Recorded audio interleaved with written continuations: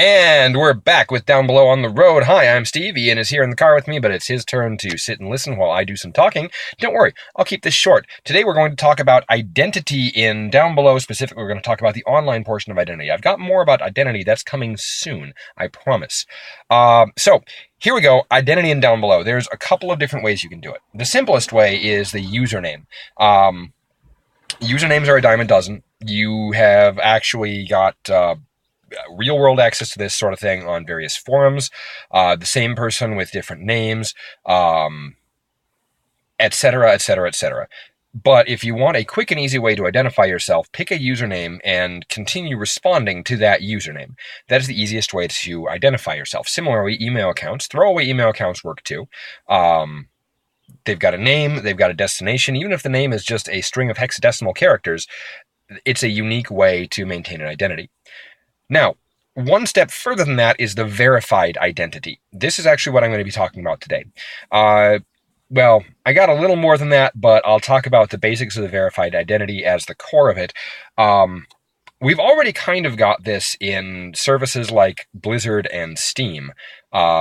Blizzard calls it the Real ID system. Yes, I'm sure they're going to look at this and they're going to say, hey, you used our name, but I don't care. We're going to go with this. With the Real ID system, you have one master account, which may or may not contain your real name. They've gone back and forth on that.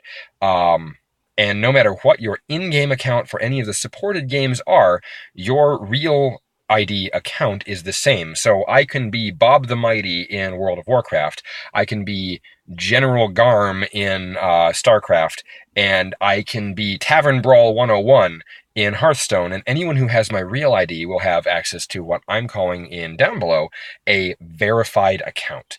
This is verification that the person behind this account, or at least the identity behind the account, is the same. Generally, it is frowned upon to share a verified account because verified accounts tend to be in some way linked by biometrics, whether it's voice print, retinal print, fingerprint, DNA lock, password, whatever.